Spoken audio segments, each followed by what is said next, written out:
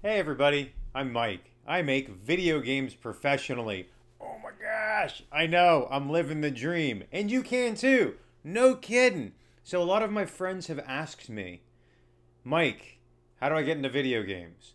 Well, there's a lot of different avenues, from art to technology to production to project management to product management to quality assurance to publishing to marketing. So almost every domain exists inside of our field. It's pretty cool. So keep studying. But one of the really big things that I like for everyone to know, everyone, is how do you make a game? And what I want to give to you today is my design framework that I use with my new game designers. No kidding. This is an exercise that I give everyone who comes into my team now to make them better at the craft of making a game. It's really fun. Are you ready? Okay, let's get started. So, first things first is get a deck of cards. Right? Really, a deck of cards. You don't need an engineer. You don't need an artist. You, as a designer, what you're doing is you're going to create fun. Okay? So, this is called paper prototyping. And what we're going to do is we're going to take this deck and we're going to create a game together right now. Are you ready? First things first, we're going to make the game of war. So the game of war is a two-player game that takes a deck, splits it in two. Okay? This deck of two, what you do is you're going to compete against each other. These are your soldiers. This is war. You're going to have soldiers battle against each other. High card wins. So we pull two out. One's an ace. One's a queen. Queen takes the ace. And so on. You keep going until you've exhausted your deck. Once you're done with your deck, take your remaining soldiers, take your remaining soldiers, shuffle it, and then you're going to play again. And you go until all cards are exhausted. One of the fun parts about the game is what happens when it's of equal strength. So I'm going to pull out two cards right now of equal strength. And let's just assume that they came from two different decks. So we have two fours that get pulled. Boom. Oh no, two fours. So what happens? You pull two more cards, 1, 2 on each side. And then the next card that you pull out, will be your strength. If it's the same, again, you do it again and again until you have a whole bunch of cards, until somebody has a higher card. A very basic game. A really fun game. So what are we going to do?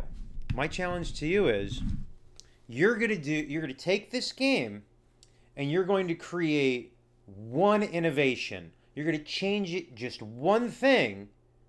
And then what you're going to do is you're going to take it to 4 of your friends and you're going to play it. You're going to get feedback. You're going to see if they like it or not, or if they would recommend it to their friends. From there, you take their feedback and you iterate. Once everybody's happy, you have a fun game. Oh my gosh. So what you just, let's explain the significance. Oh, I'm sorry. Before we explain the significance, let's look at what are some ideas that you could use inside when you're creating this new innovation. So here's a few thought starters. So you have a deck of cards straight from a card pack, okay? You have the notion of a joker. What is a joker? Think about it. Put it inside of your game. Play it. Test it. See if it's fun. Now, you also have a notion of suit. So hearts, spade, club, club.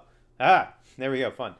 So you have 4 different types of suits that are out there. What do they do? Colors. What do they do? Does that change the game? Maybe if you deal the card and you turn it sideways. What happens when you put in 3 players? Ooh, interesting. So take the game, change it, and then play it. Get that feedback.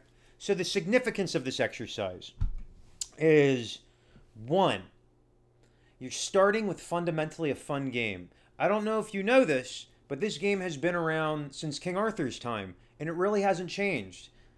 By my assertion, I believe this is a fun game because it transcends generations with minimal to no changes. It was all the rage of the Dark Ages.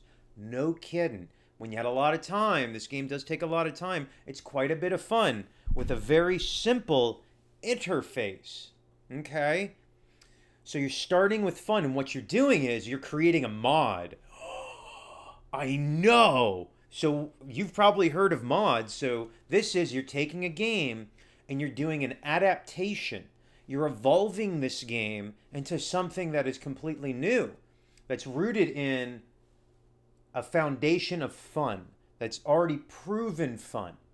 So you're starting from a good basis. So you don't have to scramble around and figure out, oh, what is every mechanic inside of the game. You're working with an existing framework and you're making it different. Not better, not worse, different.